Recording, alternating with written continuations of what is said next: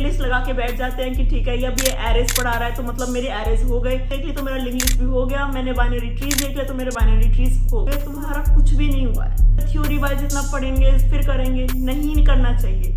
Different programming languages learn कर ले। Machine learning में पाइथन में कर रहा है, कोई वेब डेवलपमेंट कर रहा है, कोई कुछ कर रहा है, किसी चीज पे ध्यान देने की जरूरत ही नहीं है। कॉलेज पे ध्यान दे रहे, पहले सीजीपीए बना ले, जब तक सीजीपीए नहीं होगी कैसे बैठ पाएंगे प्लेसमेंट्स में। जैसे हम कोडिंग राउंड देने बैठते हम देखते हमसे एक क्वेश्चन ही नहीं हिल रहा है। एक ही रेज्यूमे बनाया था, उसको हर कंपनी में अप्लाई कर दिया था। लक फैक्टर भी एक चीज होता है जिसकी वजह से तुम रह जाते हो जरूर। आज हम डिस्कस करेंगे वो मिस्टेक्स जो हम करते हैं अपनी प्रिपरेशंस में एमएनसीज के लिए। कुछ मिस्टेक्स ऐसी होती है जो हम खुद फाइंड आउट करते हैं, कुछ मिस्टेक्स ऐसी होती है जो हमें एक सर्टेन एक्सपीरियंस के बाद पता चलती है। ताकि तुम वो मिस्टेक एक एक्सपीरियंस के बाद ना सीखो, इससे बेटर है तुम इस वीडियो को एंड तक देखो। Hey guys, welcome back to my channel. आज की वीडियो में हम डिस्कस करेंगे कि mistakes we should avoid while preparing for MNC. सबसे पहली मिस्टेक जो हम सबसे शुरुआत में ही करते हैं जो है कि हम ट्यूटोरियल्स पे ट्यूटोरियल्स देखते रहते हैं, प्लेलिस्ट लगा के बैठ जाते हैं कि ठीक है अब ये एरेज पढ़ा रहा है तो मतलब मेरे एरेज हो गए, मैंने 3 वीडियो लिंक लिस्ट की देख ली तो मेरा लिंक लिस्ट भी हो गया, मैंने बाइनरी ट्रीज देख लिया तो मेरे बाइनरी ट्रीज हो गए। जब तक तुम उस चीज़ को इम्प्लीमेंट नहीं करोगे तुम्हारा कुछ भी नहीं हुआ है। क्योंकि जब तक तुम उसके 4-5 क्वेश्चंस बैठ के if you don't get your hands dirty on it तो तब तक तुम सीखे ही नहीं हो कुछ। तुम कोई क्वेश्चन करोगे तुम्हें 10 चीज़ें और पता चलेगी कि अच्छा इस चीज़ में अगर ये एरर आता है तो ये ऐसे सॉल्व होगा, और क्या आउटपुट आता है, कैसे इनपुट जाता है, ये सारी चीज़ें हमारी प्रैक्टिस के साथ आती है। स्टार्टिंग में हम काफ़ी टाइम अपना ट्यूटोरियल्स देखने में इतना लग जाते हैं कि हम उस चीज़ को पहले थ्योरी वाइज इतना पढ़ेंगे फिर करेंगे, नहीं करना चाहिए। अगर तुमने 2 वीडियोस एरेज की देख लिए, जाके 10 क्वेश्चन एटलीस्ट एरेज के ट्राई करो, तब तुम मानो कि हाँ मैं लिंक लिस्ट वाली वीडियो देखूंगा। जब तुम कोडिंग राउंड देने बैठते हो तब उस चीज़ पे डिपेंड करता है कि तुम उस कोडिंग राउंड को क्लियर करोगे, उस क्वेश्चन को सॉल्व करोगे, तब तुम नेक्स्ट राउंड में जाओगे। वहाँ पे कोई तुम्हारे ट्यूटोरियल्स नहीं देखेगा कि तुम्हें कितना ट्यूटोरियल्स तुम पढ़ के आए हो, कितनी थ्योरेटिकल नॉलेज है, नहीं, उनको चाहिए इम्प्लीमेंटेशन। सेकेंड मिस्टेक है कि हम सोचते हैं कि हम बहुत सारी डिफरेंट प्रोग्रामिंग लैंग्वेजेस लर्न कर ले। अभी हम जावा कर लेते हैं, हम पाइथन कर लेते हैं, C# पढ़ लेते हैं, हर लैंग्वेज में हाथ पैर मारते हैं कि सोचते हैं शायद जितनी ज़्यादा लैंग्वेजेस हमें आती है हम उतने ज़्यादा अपने आप को टैलेंटेड समझते हैं, जो कि सबसे बड़ा झूठ है। तुम एक लैंग्वेज को पकड़ो और उस पर कमांड ग्रैस्प कर लो, इतनी स्ट्रॉन्ग कमांड कर लो उस लैंग्वेज पे कि तुम्हें उसका कोई भी क्वेश्चन उठा के दे दो, तुम्हें सब पता है कि उस चीज़ की कौन सी चीज़ कैसे इंप्लीमेंट होनी है। क्योंकि जब भी तुम ऐसे देखते हो अपने आसपास कोई मशीन लर्निंग में पाइथन में कर रहा है, कोई वेब डेवलपमेंट कर रहा है, कोई कुछ कर रहा है, तो तुम्हारे अंदर ना एक चीज़ आ जाती है कि यार मैं कुछ पीछे तो नहीं रह रहा हूँ, मैं कुछ गलत तो नहीं कर रहा हूँ, मैं सिर्फ डीएसए में लगा हूँ, दुनिया आसपास मशीन लर्निंग डेवलपमेंट पता नहीं क्या क्या कर रही है। देखो सबकी टाइमलाइन, सबकी जर्नी अलग अलग है। तुम एक चीज़ ध्यान रखो, तुम्हारा एम क्या है? तुम्हारा एम है प्लेसमेंट क्रैक करना एमएनसी में, तो तुम सीधा देखो ना कि तुम्हें सिर्फ डीएसए कॉम्पिटिटिव प्रोग्रामिंग या फिर अपने इंटरव्यूज के अलावा किसी चीज़ पे ध्यान देने की जरूरत ही नहीं है। थर्ड मिस्टेक इज कंसिस्टेंसी ऐसे तोड़ते हैं हम कि हम स्टार्ट करते हैं कोडिंग, कुछ दिन जब तक क्वेश्चंस हो रहे हैं कोडिंग कर रहे हैं, जैसे ही कुछ क्वेश्चंस नहीं हो रहे डिमोटिवेट हो गए, छोड़ दिया 2-3 दिन के लिए, फिर एक हफ्ते बाद उठा रहे हैं हम कि हाँ चलो अब फिर से स्टार्ट करते हैं, फिर से 2-3 क्वेश्चंस करते हैं, हो रहे हैं ठीक है, वेल एंड गुड, नहीं होते फिर छोड़ देते हैं। फिर कभी कभार ऐसा लगता है कि हमारे सिलेबस इतना ज़्यादा हो जाता है कॉलेज का, हम सोचते हैं यार पहले कॉलेज पे ध्यान दे रहे, पहले सीजीपीए बना ले, जब तक सीजीपीए नहीं होगी कैसे बैठ पाएंगे प्लेसमेंट्स में, ये सारी चीज़ें।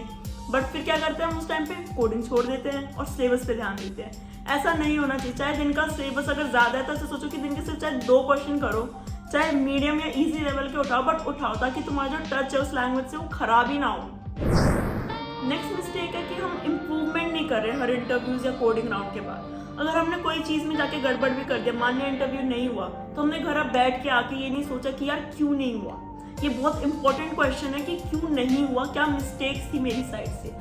हर इंटरव्यू में सोचो कि तुम्हें पिछले वाले से कुछ ज़्यादा इंप्रूव करना है इस चीज़ में, कोई ना कोई चीज़ को पकड़ो, उसको इंप्रूव करो, ताकि जो चीज़ें तुम्हें 10 इंटरव्यू देने के बाद समझ में आएंगी अपनी मिस्टेक्स की, यार इतने टाइम से इंटरव्यूज में ये मिस्टेक कर रहा था, अब समझ में आई है। इससे अच्छा कि तुम स्टार्टिंग के 2-3 इंटरव्यूज में सीख लो और 4थे-5वें को क्रैक ही कर दो। फोर्थ मिस्टेक है कि हम सिर्फ इजी लेवल के क्वेश्चन ट्राई करते हैं। हम अपने लेवल को लेवल अप ही नहीं कर रहे। हम इजी क्वेश्चंस में इतने ज़्यादा कंफर्टेबल होते हैं तो हम सोचते हैं यार ठीक है ना 10 इजी कर लिए, 20 इजी कर लिए, इनफ है। बट जैसे हम कोडिंग राउंड देने बैठते हैं हम देखते हैं हमसे एक क्वेश्चन ही नहीं हिल रहा है, फिर हमें पता चलता है कि ये वही चीज़ है जो हमने वहाँ पे कंफर्ट जो लिया था ना इजी क्वेश्चंस करने में, वो यहाँ पे हमें परेशान कर रहा है। तो हमेशा अपना लेवल जो है जैसे धीरे धीरे बेबी स्टेप्स लेके बढ़ाना चाहिए। इजी से मीडियम क्वेश्चंस पे आओ, मीडियम से हार्ड क्वेश्चंस पे आओ, और फिर बाकी जो कोडिंग राउंड्स कंडक्ट होते हैं कोड सेट पे, कोड फोर्सेस पे, उनमें जाके पार्टिसिपेट करो। क्या होगा यार, ज़्यादा से ज़्यादा नहीं होंगे ना क्वेश्चंस। और इस चीज़ को कभी ऐसे डिमोटिवेशन की तरह नहीं लेना कि यार क्वेश्चंस नहीं हो रहे, this is not meant for me, मुझे तो ये चीज़ करनी नहीं होगी, शायद ये चीज़ मेरे लिए बनी नहीं है। ऐसा कुछ नहीं है, काफ़ी चीज़ें हैं जो तुमसे होएगी और वो चीज़ें ही तुम्हें एक प्लेसमेंट दिलाएंगी। अपने ऊपर एक बिलीव रखो कि हो जाएगा। नेक्स्ट मिस्टेक बहुत कॉमन मिस्टेक है जो हर कोई स्टूडेंट अपने कॉलेज में करता है, मैंने भी की थी, जो था कि एक ही रेज्यूमे बनाया था, उसको हर कंपनी में अप्लाई कर दिया था without knowing what is ATS। ATS होता है एप्लीकेशन ट्रैकिंग सिस्टम। ये एक ऑटोमेशन सॉफ्टवेयर है जो डिसाइड करता है कि तुम्हारा रेज्यूमे आगे के राउंड्स में जाएगा या नहीं जाएगा। बट वो कैसे करता है डिसाइड? हर जॉब का एक जॉब डिस्क्रिप्शन होता है जिसमें लिखा होता है कि उसको कौन कौन से स्किल्स चाहिए, कैंडिडेट में क्या क्या सॉफ्ट स्किल्स चाहिए, क्या क्या, मतलब कई कई क्वालिफिकेशन, एक एक चीज़ उसमें मेंशन होती है हमारी जॉब डिस्क्रिप्शन में। तो वो क्या करता है, उस जॉब डिस्क्रिप्शन के कीवर्ड्स उठाता है। फॉर एग्जाम्पल अगर हमें एक पाइथन डेवलपर चाहिए तो हम देख रहे हैं कि ठीक है इसको पाइथन आनी चाहिए, OpenCV आना चाहिए, और अगर किसी के में ये दो चीज़ें हैं तो फिर उसको आगे के राउंड्स में हम शॉर्टलिस्ट कर देंगे। तो ATS जाता है, जितने भी रिज्यूमे उसके पास आता है वो उसमें वो पर्टिकुलर कीवर्ड्स ढूंढता है, पाइथन और OpenCV। अगर उसको मिलते हैं तो उसको आगे भेज देता है। अब मान लो तुम्हारे रिज्यूमे में 2 प्रोजेक्ट्स हैं, तुमने दोनों बना रखे हैं C++ पे, और अगर तुमने कभी पहले प्रोजेक्ट बनाया था पाइथन को OpenCV यूज करके, जो बहुत ही बेसिक प्रोजेक्ट है, तुम्हें लग रहा है कि वो बहुत बेसिक प्रोजेक्ट है, शायद उसको तुम ना मेंशन करो अपने रिज्यूमे में, तो अब तुम्हें क्या करना है, अपने C++ में से एक प्रोजेक्ट को उठाना है और उस पाइथन वाले को वहाँ पे डालना है, ताकि जो ATS है उसको लगे हाँ इसने पाइथन में कुछ कर रखा है अपने रिज्यूमे में, इसने अपने स्किल्स में भी मेंशन कर रखा है पाइथन, इसने अपने प्रोजेक्ट्स में भी मेंशन कर रखा है पाइथन, इसको आगे भेज दो। लास्ट मिस्टेक है जो सबसे ज़्यादा इम्पॉर्टेंट है कि तुम अपनी जर्नी को किसी और की जर्नी से कंपेयर करो। देखो स्टार्टिंग ऑफ की जैसे ही प्लेसमेंट सीजन स्टार्ट होता है, हम सब बहुत ज़्यादा एंथुजियाज्म में होते हैं कि यार प्लेसमेंट्स आएंगी, कंपनीज आएंगी, क्रैक करेंगे। फिर धीरे धीरे जैसे टाइम बीतता है, हमारे आसपास वालों की लगनी स्टार्ट होती है और हम रह जाते हैं ना, तो वो जो फीलिंग है वो बहुत ही ज़्यादा स्ट्रॉन्ग है और बहुत ज़्यादा डिमोटिवेशन हो जाती है, दिमाग ख़राब हो जाता है, किसी चीज़ को करने का मन ही नहीं करता, इनफैक्ट कोड करने का भी मन नहीं करता। हम खुद पे इतना ज़्यादा सेल्फ डाउट ले लेते हैं कि यार मेरी क्यों नहीं लग रही, शायद मेरे में स्किल्स ही नहीं है, शायद मैं एम्प्लॉयबल नहीं हूँ। ये सारी चीज़ें आती है और बहुत बहुत कॉमन है, ये बहुत ज़्यादा कॉमन है। अब इस चीज़ का सोल्यूशन सिर्फ एक ही है कि तुम अपनी जर्नी को किसी से कंपेयर मत करो। आई नो बहुत टफ है ये चीज़, बोलना आसान है, उस टाइम पे इम्प्लीमेंट करना बहुत मुश्किल है, बट ऐसा होता है कि देखो तुम्हारी जर्नी अलग थी, तुमने स्टार्ट अलग दिन करा था, तुमने अलग रिसोर्सेज से पढ़ा था, तुम्हारे इंटरव्यूअर्स अलग थे, और मतलब लक फैक्टर भी एक चीज़ होता है जिसकी वजह से तुम रह जाते हो। ज़रूरी नहीं है कि तुम में ही कोई ना कोई मिस्टेक्स तुम्हारी साइड से ही हो रही है, ये भी तो हो सकता है कि तुम्हारे लिए कोई और बेटर अपॉर्चुनिटी कहीं और वेट कर रही हो।